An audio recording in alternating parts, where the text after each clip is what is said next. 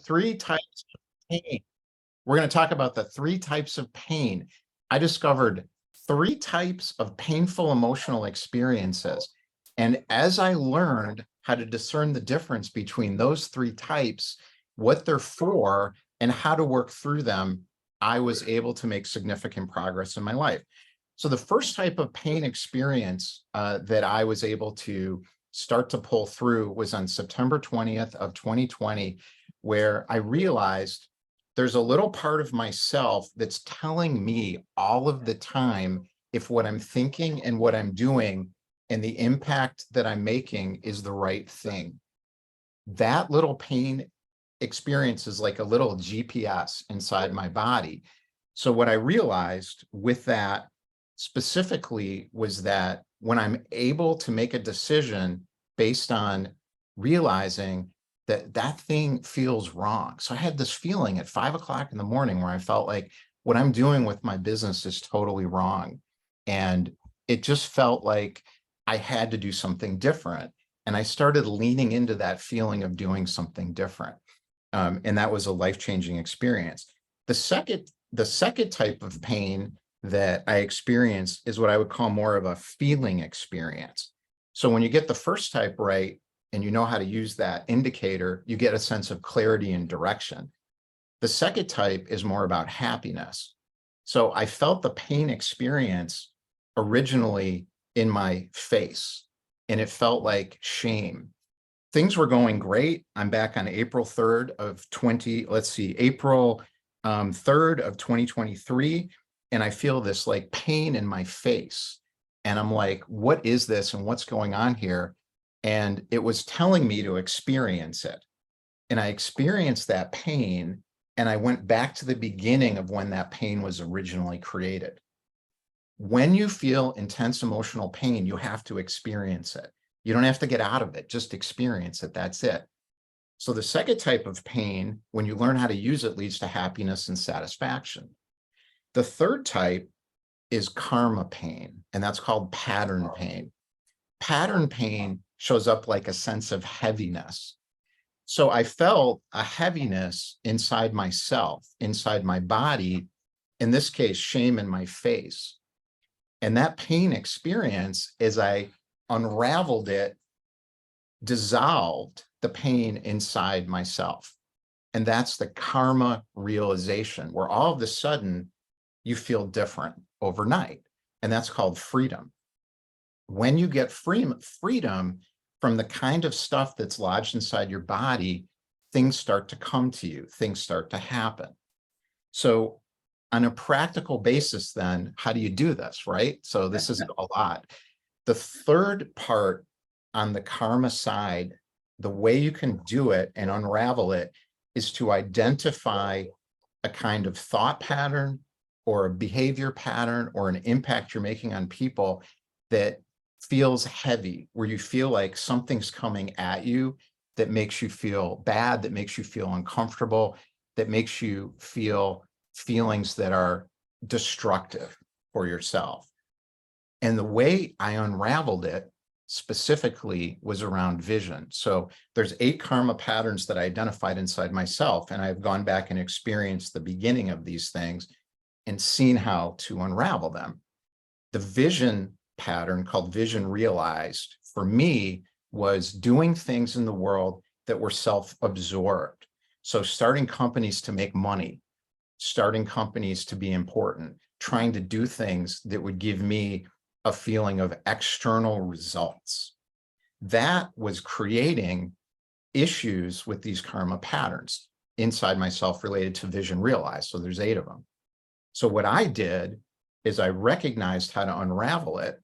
But what's more important, and what you can do if you can't go back and do that, and a lot of people are not going to want to do that and go through everything that I went through to get there, it's very simple to start to unravel it. And it is to do what is uplifting for other people in relation to that pattern. Now, we can't talk about all 8 patterns, but just in the vision alignment pattern, simply for me, helping other people identify and realize their vision is my way of releasing that shame, releasing those feelings of self-absorption, that have screwed me up throughout my life. It's the same with unconditional relationships. It's the same with unwinding with harmony. There's all kinds of versions of this pattern. So what I'd leave you with is discern the three types of pain. If you get a bad feeling, you're doing something wrong, you're thinking something wrong, think something different, do something different. If you feel a sense of emotional pain, absorb it, go through it. There's gold on the other side of it. If you feel a sense of heaviness, like something just is wrong, I don't feel good about it, look outside at how you can make an impact on other people and help them with their own issues. That's it. I don't know where he went. He's not spotlighted. Let's go to the outlaw. I don't want to be spotlighted. The root of pain. Good morning, everybody. The root of pain is being broke. So don't be broke. There is no philosophy without farming. If you can't eat, you can't think. The first thing to do is make lots of money. Then after you make lots of money, you can sit around and smoke weed and meditate or whatever the hell you want to do and find your purpose. Does money bring you happiness? No, not necessarily. Plato said money is a tool for water, food, clothes, shelter, and recreation. The more money you have, the cooler shit you can buy. So if you buy a $76,000 twin turbo in a mountain and you fly around the smartest and best looking women from around the world to your mountain, you will be happy. I guarantee it. It causes lots of happiness. If it doesn't pay all your bills, you don't have a business, you have a hobby. So let's talk about making money. Here's how you know when you're lost. If you say, all I need is investment capital, or all I need to do is get in front of the right people, you can attract the right people to you by doing proper marketing. Proper marketing is by adding massive value everywhere you go. Adding massive value means everywhere you go, you say things where people take pen to paper. They write down what you say. Don't say that you're the expert, show that you're the expert. Give it all away. And if you do proper marketing, you don't have to do sales because people will come to you. They will already know that you're the expert at what you do. You need to know how to pitch. I know that's a 4-letter word, right? Pitch, bad word. Don't pitch. Make relationships, be a good person, and then you'll get rich. That's not true. It's not true, right? So to pitch means to clearly and concisely articulate what you do. The way you do that is start out with an emotional connection. People buy in the subconscious based upon emotion. They don't buy based upon logic. So do not say, I help. Don't start with I, start with how people feel by working with you. What is the result of how people feel by working with you?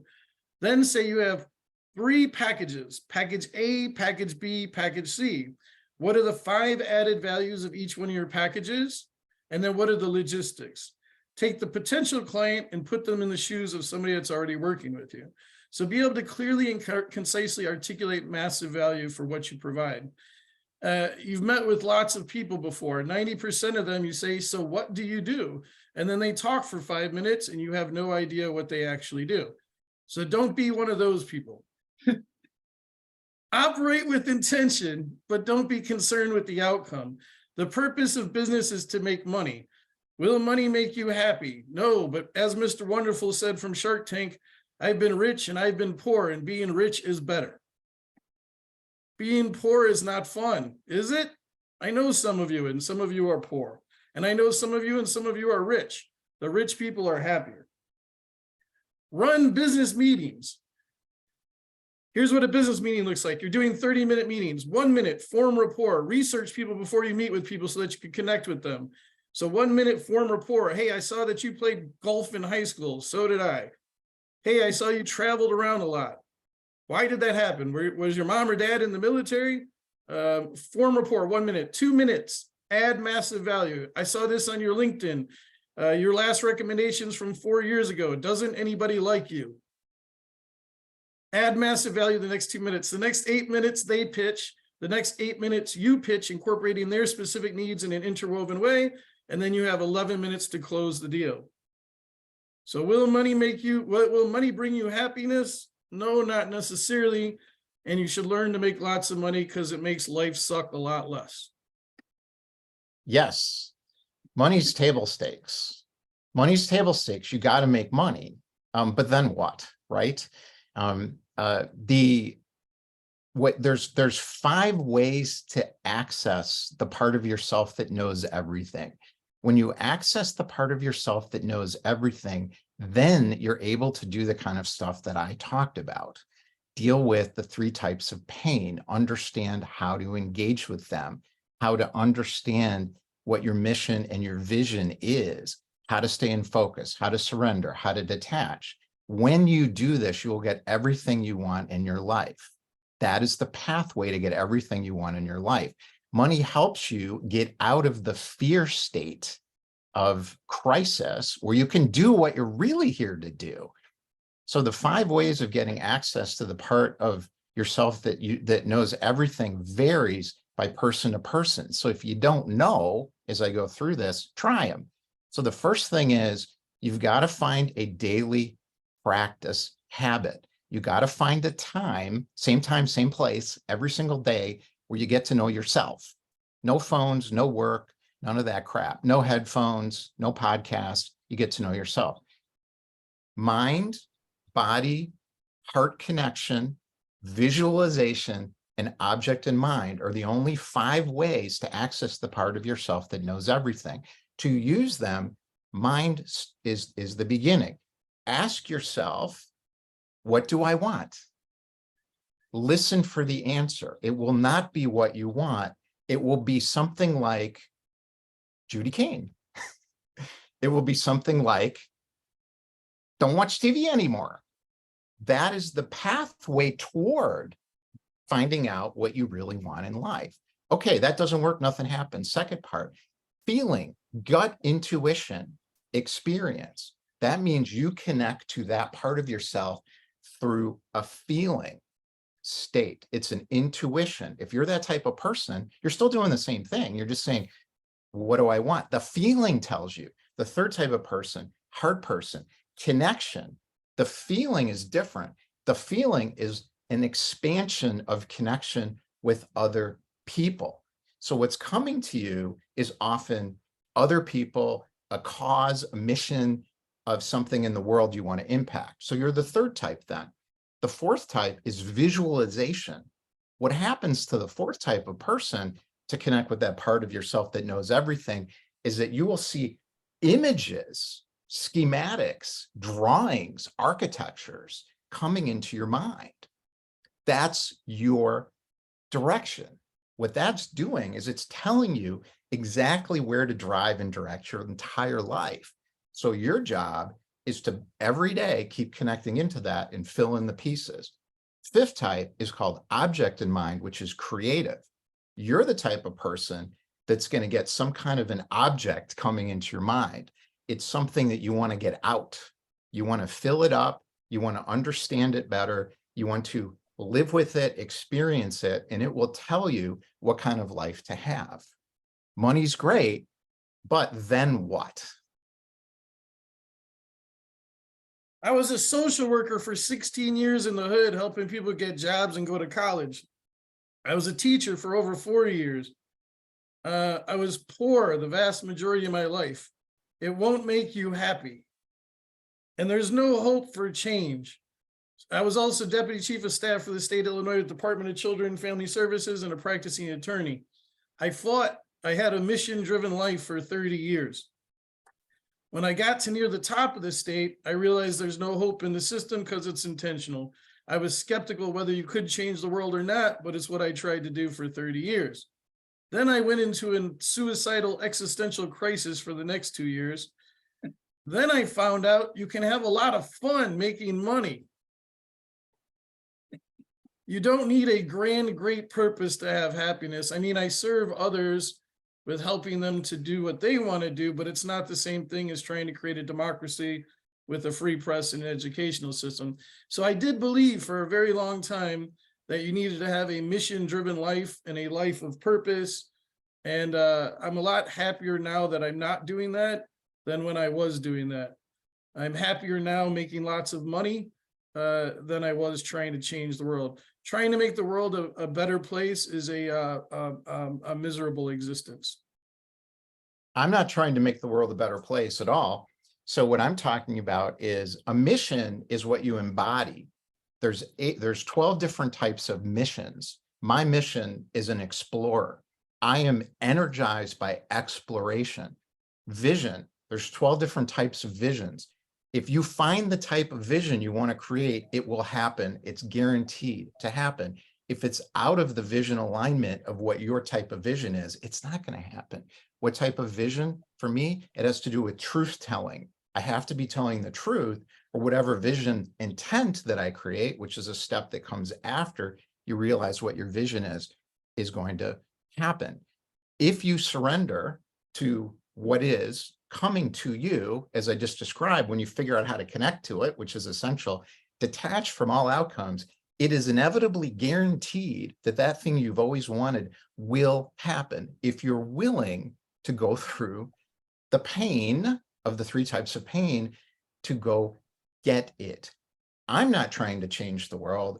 I'm changing myself, which is allowing me to fulfill my purpose, which is to impact on other people's ability to find and fulfill their vision.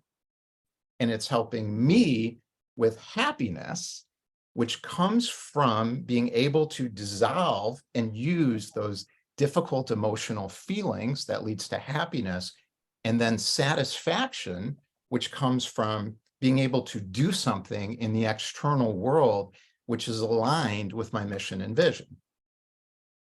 All right, we're 10:16. Now it's time for everybody else. Yeah, great So job, we're going Larry. forever. Great job, You Larry. too, buddy. I agreed with So- everything you just said in the last 30 I know, seconds. we always agree. So this is what people who don't get it are like, well, those guys disagree. No, we don't. It's a Right? different way of So the same it's a thing. different way of seeing the world from the standpoint of truth. All right, Jim Schulman. As I see it, there seems to be a balance. On one side, there's the most beautiful Rolls Royce you've ever seen. And on the other side, there is as much premium gasoline as you'll ever need in 3 lifetimes. You don't buy the Rolls until you know you're going to have enough gas. That's good. Anybody else? Yeah. Hank, you use the hand raising thing. It's kind of hard. Yeah, you know, You're half good the now. time that I'm on these things, raising my own hand actually activates the raise hand gesture. So, but sometimes, like today, it's not working. That's I guess I have to impressive. check. Yeah, but I just want to point out. I mean, it's not so much a question. I just want to point out that when Sajjad said he went from what he considered a purpose-driven life to now, you know, a driven life in which he pursues his own happiness, but he does help others. And I would say that it is connected to a purpose-driven life. And in a sense, if you change one person's consciousness and they start doing better, then you are indeed helping the world, because each person you help is part of the world. So by helping, you know, one person get a little better than they were before, you are indeed helping the world. You outed him.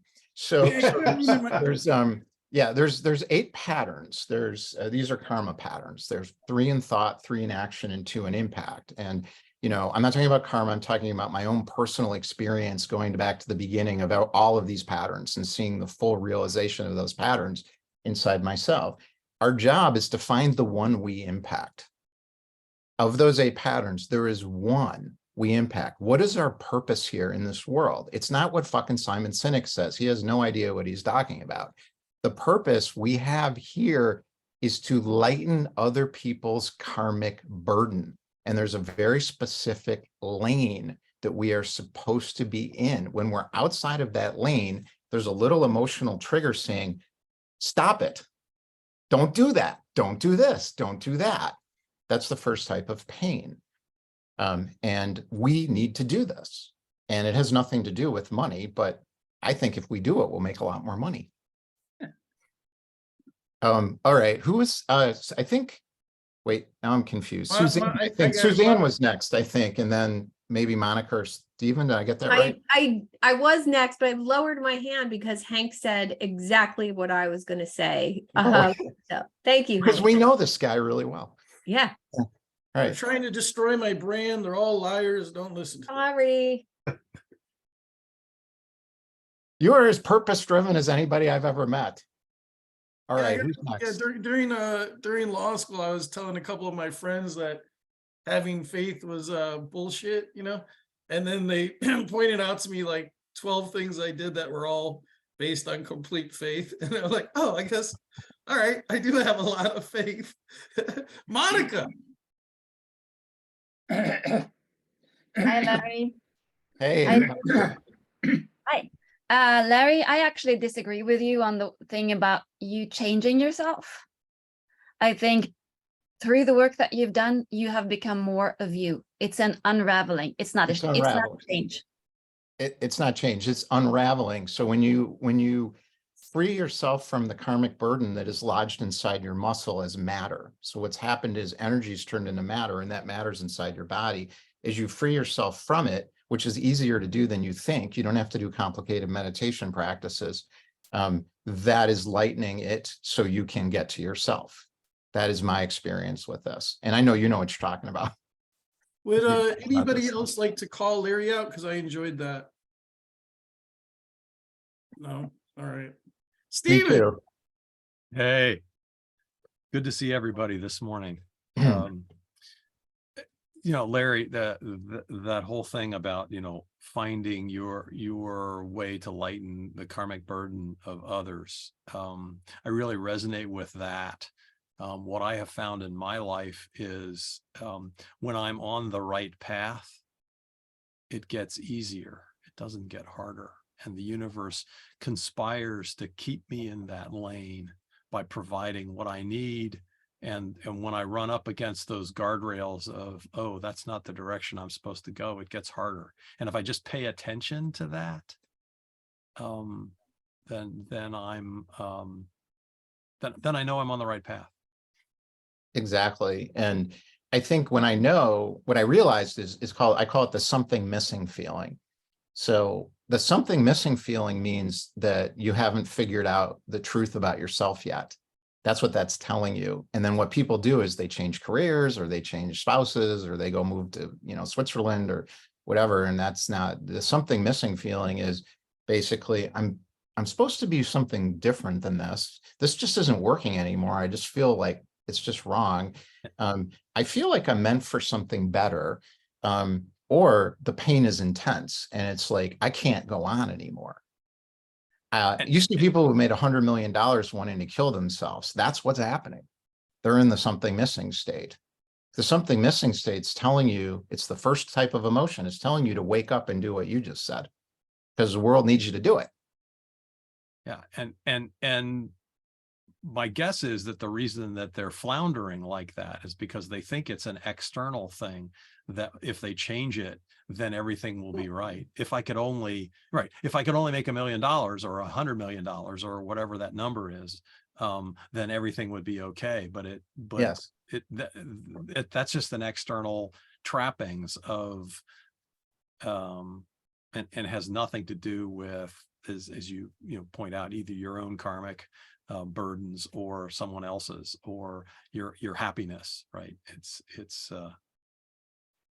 Yep. And let's see, I want to get, so Monica, I think, oh wait, no, you already. Wait, Larry, before you do that, I want to answer to that. It's okay, we got. Yeah, go ahead. Hours. So if What was that? We have after hours, so if everybody doesn't get Yes. in now. Yeah, so we're going to do breakout rooms from 10:30 Central Time for half an hour, so you guys can get to know each other. And then we'll do 30 minutes where we'll come back to the main room for another 30 minutes for anybody who wants to hang out.